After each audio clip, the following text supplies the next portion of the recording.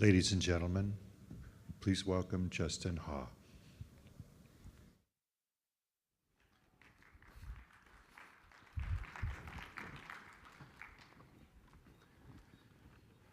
Good afternoon, everyone. Sounds like I'm mic'd up and working properly. All right, this is a fun subject. This subject is very near and dear to me. I've been working on this project at Gannet for about 5 years now. We started with I forget how we started. We'll go over that. Does this work? All right, so Gannet. Many people have heard of USA Today, the national newspaper. That is a subsidiary of Gannet, and in addition to that, there's a whole lot of other newspapers, newsrooms, journalists across the country, and the technology division, of which I'm a part, serves all of those as our customer. We need to be able to deliver the news. We need to be able to get news into a system and then distribute that news throughout our network to all of our consumers, be those mobile consumers, desktop consumers. And we have a content platform that's charged with doing that. And this all serves our organization's goals. There they are. I didn't really rehearse this bit. But we exist to get the right information and tools and guidance to people at the right time. We serve communities of all kinds and diverse individuals and businesses that form them. Our media drives action, not passive consumption. It helps people and businesses make meaningful change. So how do we get that media out to people?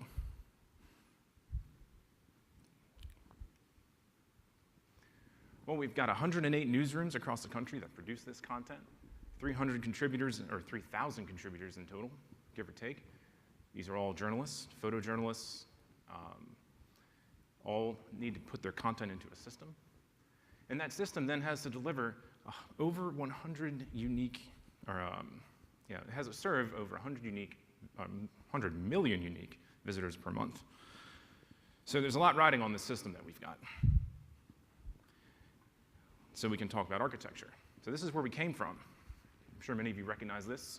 It's kind of we kind of call it a traditional architecture with a big database in the middle and APIs on either side. Some take your input from your CMS. Others deliver that input and render it out as mobile data, as RSS feeds to consumers. And there's a lot more consumers than there are producers of content.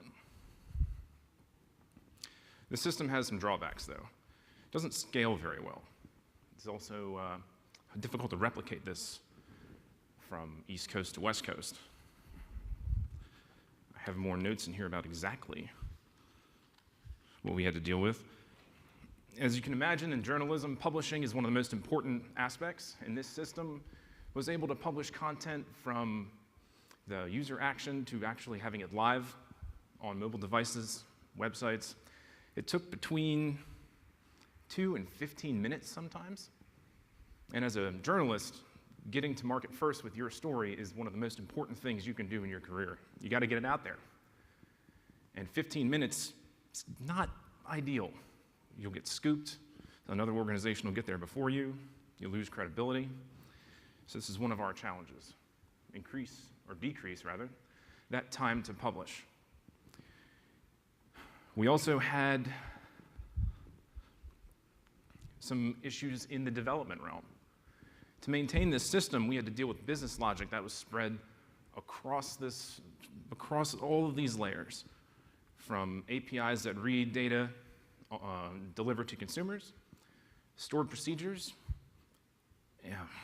Stored procedures, let me tell you. How many of you guys had to deal with stored procedures? Yeah. How long do those puppies get? They get big, don't they? I have an example of that. I think that's next, yeah. This is how we used to get a site layout. I had to make it tiny, hundreds of procedures, some 400 lines long. And that wasn't it. We had additional business logic in all of the API layers. And we needed a way to take that business logic and kind of get it into one place.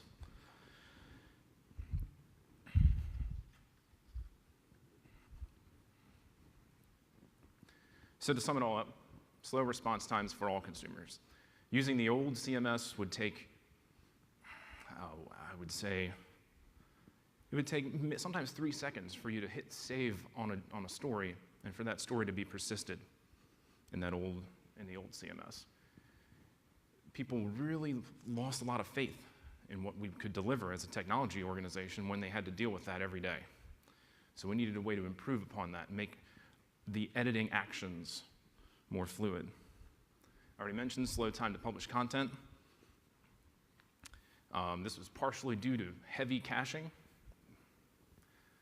Our SQL servers had to deliver content on the fly, hence the really long stored procedures. Running those every time we needed to have, every time our cache TTLs ran out, induced massive amounts of load, and we still could only bust our cache every 16 minutes or so. We also had some DBAs and some infrastructure guys that were really keen about tweaking arcane portions of Windows Server and networking, and that got us into trouble a couple times. We also have a problem in faith. Faith that when I click the publish button, what happens to my story? Where does it go? Does it just disappear into the ether? Will it ever show up on a website? Sometimes it didn't.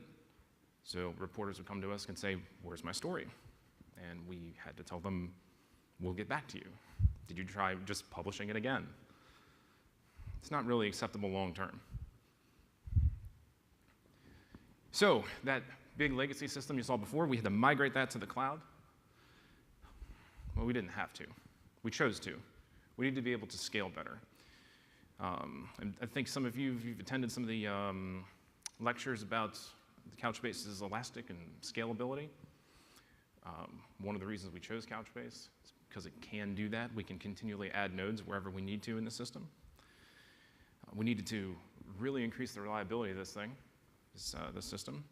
We needed to decrease the cost. Now, I tried to get cost numbers to give you an idea of how much we end up saving when we move away from a giant SQL Server implementation to Couchbase in the cloud. Those numbers were very difficult to get. For someone at my level in the organization, I can't go around demanding financial information, which is unfortunate. And then we also needed to make our development effort a little bit easier by consolidating our business logic and getting it organized so everyone knew where to go when they needed to update the code.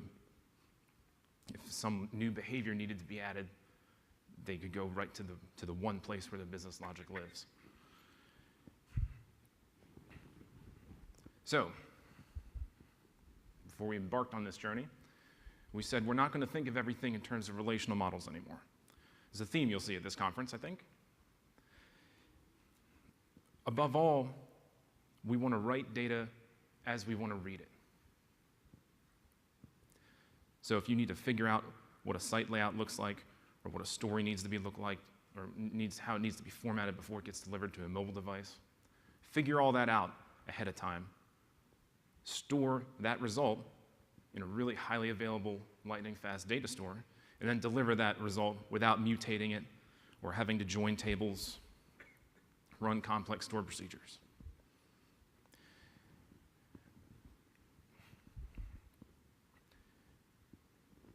Because we have a user, or not a user community, but a content creation community of about 3,000 individuals, and a necessity to deliver content to over 100 million unique visitors per month, those are two very different scales. So we wanted to be able to use an architecture that would allow us to scale both of those independently. I've got some diagrams that'll help visualize this. How many people have heard about CQRS before as a pattern? A couple folks? No one?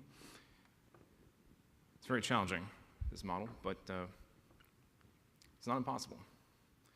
We also wanted to use domain-driven design techniques to really figure out where we were missing the mark with our customers. Software developers have a unique responsibility to be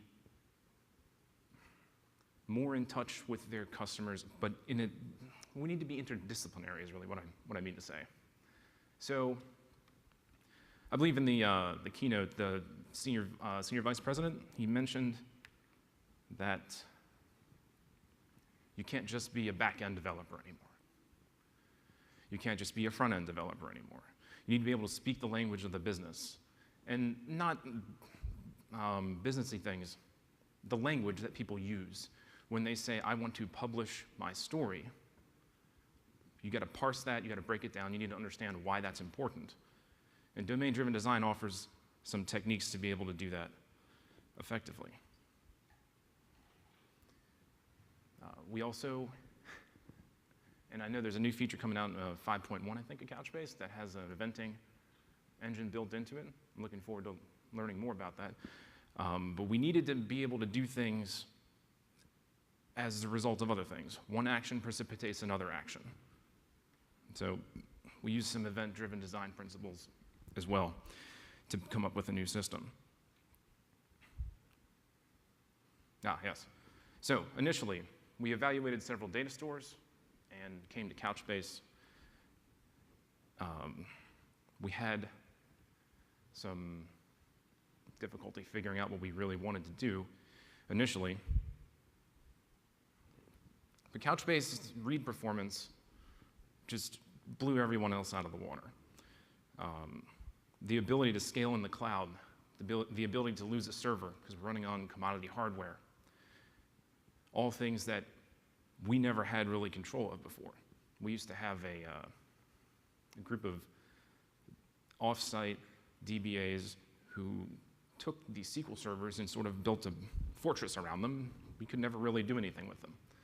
So moving to the cloud allowed us to handle that aspect ourselves. And Couchbase makes it very easy to implement. We wanted to use Nickel as well. I'll get to why in a minute. It has to deal with the event sourcing aspect that we use to keep track of mutations that take place to all the various entities in the system. Node.js integration was another one of our deciding factors. The Node.js SDK is actually pretty short and sweet and to the point, and very, very straightforward to work with, so we appreciated that. So we conducted a load test to see if we could actually serve what we needed to serve with Couchbase. And we needed about 500 writes and 3,000 reads per second. And this was back, I think, with Couchbase 3 or early 4. And these response times have gone up since then. We haven't rerun the load test since then on newer versions of Couchbase, but at the time, certainly met our needs. So I should reintroduce that other diagram from before. You got to go back several slides to get there. There it is. So how do we get from this monolithic architecture into the cloud? Well, it's quite challenging, to be honest. It takes a while. Oh yeah, I do have it. So the first thing we had to do is integrate with this legacy system that we had. Well, it was the current system. It's becoming the legacy system as we speak. We needed a way to do that. We built a messaging pipeline, which would funnel messages into a system which we dubbed presentation, which is the system that serves all of the external consumers, RSS feeds, mobile consumers, desktop consumers. And finally, we built an authoring environment separately from that, which handles the command side. This handles the manipulation of the entities in the system. If someone wants to publish a story, someone wants to update a website or the configuration for that website, they're going to use the authoring environment to do that, and that's where the event sourcing and the CQRS, and not the CQRS, but the domain-driven design implementation are housed over there. So here's like our phase one. Looks pretty simple. Kind of simplified it quite a bit. We publish content in the old CMS, goes up to an application, puts it on a message bus, off to the cloud you go. This allowed us to populate our Couchbase instance in the cloud with all of the content that we needed to serve to our consumers. And this little pipeline is still in place today because we're still in the process of migrating to the new world. It served us kind of well, but mostly because we built it very simply. So what happens when that published content makes it over to the presentation system? Well, it gets off the bus, it gets transformed and stored into Couchbase, as I mentioned before. One of the key things to remember, you got to store the data the way you want to read it. It's otherwise known as data modeling, right? If your mobile device takes a different schema than your desktop device, you need to make both of those transforms ahead of time and store those. Now, we have an additional challenge, which I don't really highlight so much in here, is that our developers on mobile platforms and our developers on desktop platforms are not in the same group as us. So they just sort of count on the data being there. We interact with them on the periphery to make sure we don't happen to deploy something that blows up all the mobile consumers. But we need to be better at that communication, I suppose. At any rate, store it the way you want to read it. It's a huge lesson. In addition to that, the message busing system will then take messages of published content, hand them off to an indexer. We use Solr and Lucene to handle our content indexing and search retrieval. And then beyond that, we'll send an additional message to another event handler that will bust our cache for us for the specific content that was altered. So the upshot is, once we've been able to successfully transform and store and index a document, we're able to bust the cache for that document immediately, which leads to something we've dubbed instant publish. So everyone was very happy about that, turned out. No longer took 15 minutes to publish a story. Instead, now it takes merely seconds.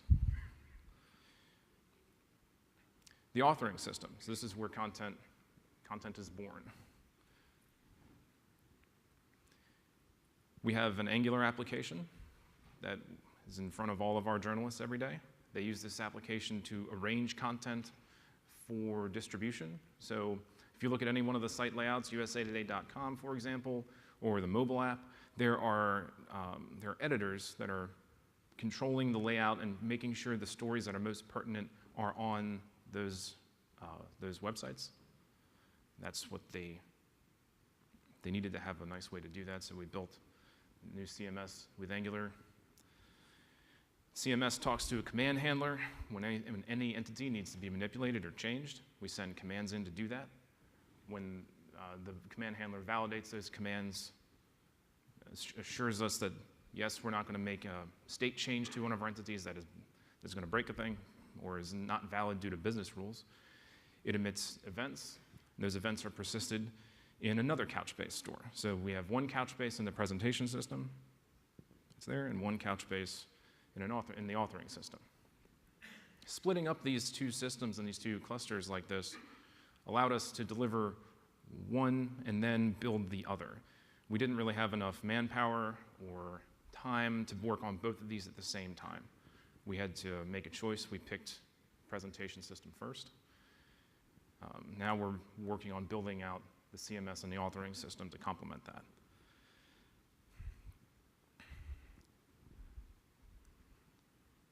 So then we turned it on and let people use it. And that was fun. So we ran into some problems with Nickel. It turns out reading your own rights with Nickel back in Couchbase, I think it was 4, and I don't remember exactly what version it was. Reading your own rights was very difficult. It would not return, and even with the consistency markers in the code that we used to do the inserts and the updates, we couldn't get back events that we had just persisted. So our entities would be behind in state when we replayed the events from the event store using Nickel. And a lot happens to our entities. In fact, too much. Lots of people are making lots of manipulations all the time. And using Nickel to query for those things was not performant for us. I hear that that's changed in later versions, but we've made the choice to not go with nickel for the time being. We have another alternative. So, oops, is that the next one? Phase 2. Oh, errant slide. All right, putting it all together. So here is what our new system ends up looking like. We've got newsrooms and journalists putting in content through the CMS, going into or manipulating entities, their stories, their websites with commands. Those commands, once successful, create events. Those events are persisted in an event store to give all those entities their current state. You look at all the events that have happened in the past and rebuild that current state. I must have missed something. Oh, I did miss something. Oh, So, yeah, Plan C. Thank you. We also had to introduce a concept of, whoops, that's blank. Concept of snapshotting. So snapshotting is basically a left fold in terms of like discrete math.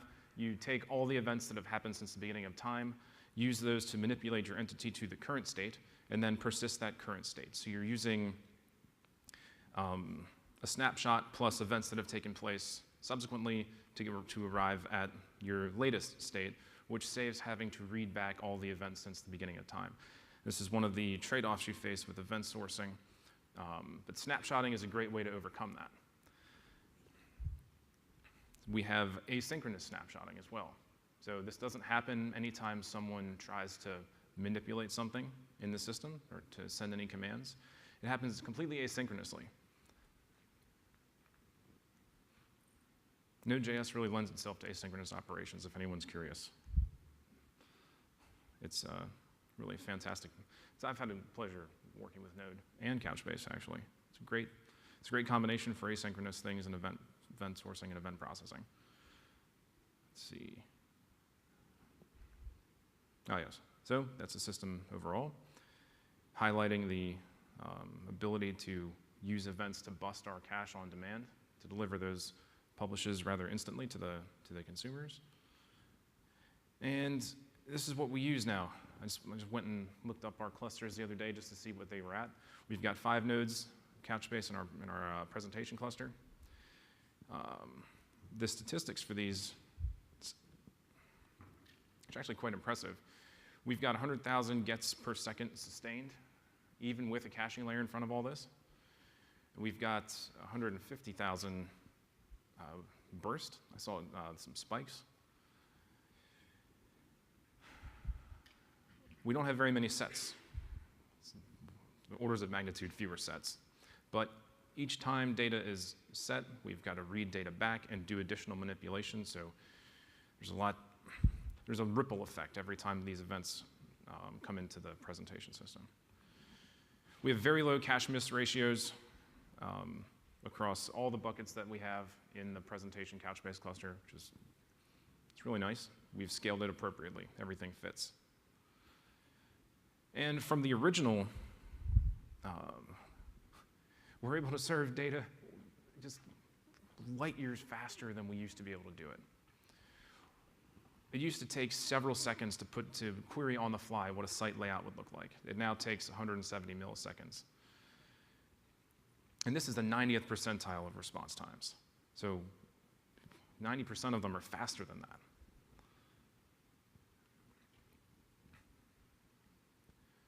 Our authoring Couchbase cluster actually turns out to be larger. And I think this is mostly due to the fact that we scaled it way larger than we thought we needed it. And I think we have extra replicas, more replicas than we need. So we ended up adding additional servers. We're still working on tuning this appropriately. So it's got 8 nodes as opposed to the presentation system, which has more load, which is kind of interesting. And that's a little bit, you can see that we do far fewer operations in the authoring side. But if we need to, we can scale either one of these presentation or authoring systems independently. And once again, our metrics our response times are way better editors can actually have their data persisted in real time now. Every time they change any one of the properties on their stories or their website definitions, everything's instantly saved. Manipulations are instantly, if they're valid, instantly persisted. So we learned a lot when we undertook this project. So I was just a wee developer. Now I've learned a lot about what it takes to carry off a large project that involves a very complicated systems integration. Strong, effective leadership is required for these kinds of things. You really have to have a single voice that points everyone in the right direction. And the first thing you should do, I've found out, is get together with all your technical heads and your subject matter experts and have a kickoff. Make sure everyone's oriented in the same direction. If you have a CMS development team that is building a CMS with one goal in mind and a back-end development team that's building a back-end with another goal in mind, you're not going to have a good time. All the component teams that go into building a system like this need to be aligned like a compass, all pointing to the north, or whichever direction you need to go. Long-term roadmaps. So if anyone's in the enterprise space, you're going to have lots of competing priorities, lots of competing groups that need technology to do a thing for you. And being able to put all of those priorities together in a roadmap is essential. Siloed teams. Please don't silo your teams. Cross-pollinate your developers. Get everyone familiar with everything that's going on in your environments and the various systems that you support. And live and breathe the domain. A lot of our developers, when we started this, didn't speak the language of journalism. They are starting to now, which is something I've been trying to advocate for. It helps when you speak the same language because then you can code in the same language. We don't have limitations on our identifier names anymore. We're not limited to 8 characters. We can spell things out and be very verbose with the code that we write. And it's good to do that. It's good to use the language that's actually used in journalism for us. Oh yeah, testing's really important too. If you don't have enough time to do testing, you're open to some serious liability.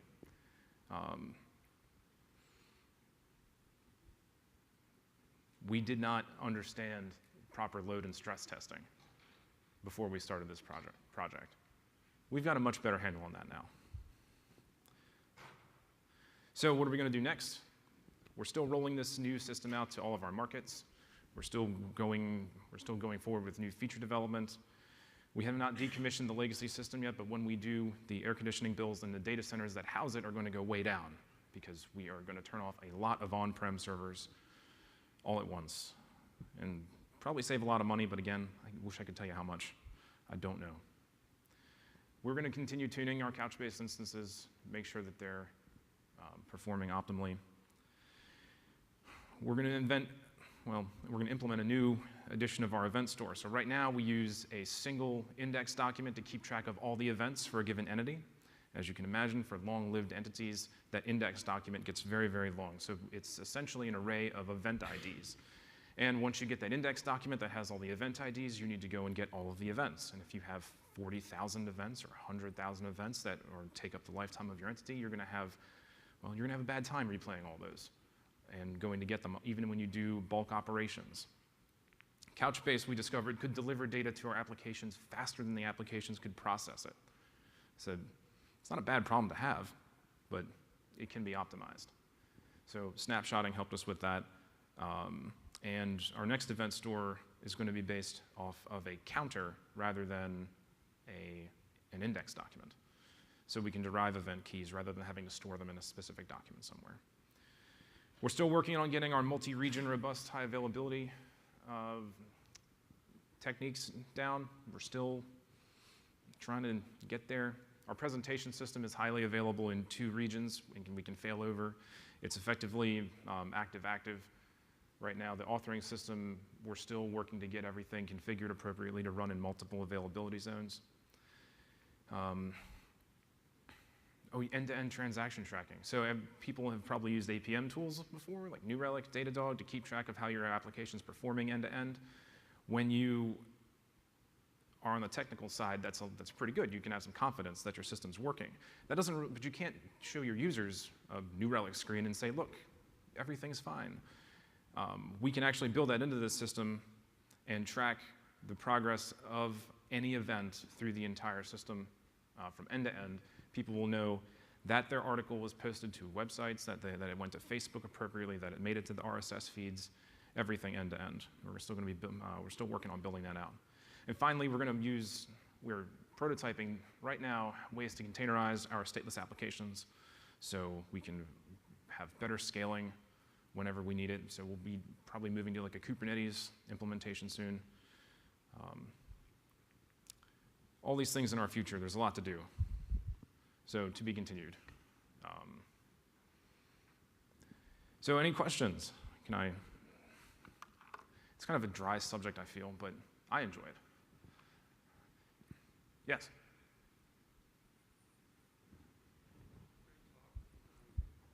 Well, great talk. Could you say a little bit more about testing? It seems like you have a lot of widgets here, and your test infrastructure, there's different sorts of test tools for correctness and load testing, that whole thing. So we've been challenged by testing practices since we got underway. And so let's go back and look at some of these. So for unit testing, we're in a Node.js space, so we're using Mocha primarily to run our tests. We're using Chai for the assertion framework. We've written integration tests and unit tests using these tools. They're very good at that, and very good at reporting what's going on, and preventing us from making changes to the code that are going to be otherwise negatively impactful. Now, that extends to module integration, which is do the modules work together in the application correctly? Does one module talk to the other one as it should? Each application has its own suite of integration tests where we will provide mocks or stubs for external resources to make sure the application itself is working correctly. Load testing, we don't really have a load testing regime yet. I'm going to attend the talk later today. I think at around 5 o'clock there's a fake it, I think, presentation. Someone's talking about how they built that tool to help test one of their applications. I'm looking forward to seeing what they're up to. We're also, because we've got a CMS on one side of it, we're also trying to build out a complete end-to-end test where we actually have macro manipulations of the CMS system itself. I believe the tool we're using for that is Selenium. We tried to use that. What's the other one that's specifically for Angular? I can't remember what it is.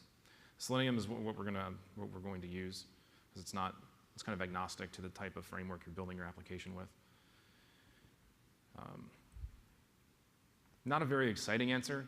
I was pretty low, closer to the details of the code, so I focused mostly on the unit testing and integration testing to help the day-to-day development move along.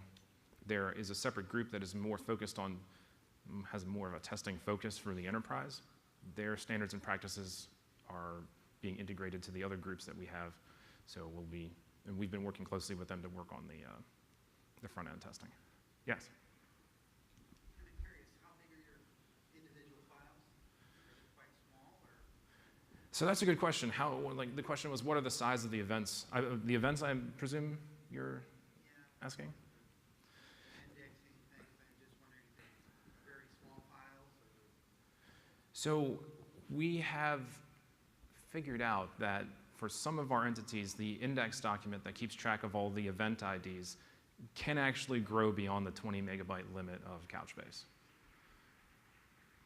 One of the things we'll be looking at very soon are ways to truncate that history where it's no longer necessary. So for entities like stories, journalists need to be able to track changes. Those changes need to stick around for a while so they can go back and see who did what to where and which editor changed my headline and all those things. For the definition of a website, let's say, what stories are laid out in which quadrants and what stories being promoted in one area or another, history is not as important. So coming up with ways to expire data that we no longer need is something we'll be taking on soon. But in overall, the events themselves are all rather small. They all are there's definitely under 1K. They're 1 kilobyte. They're way smaller than that. We have about 360 million events in the system right now, and it grows fairly rapidly. We have not yet, though, needed to increase that Couchbase cluster in size. Any other questions? All right. Oh, thank you.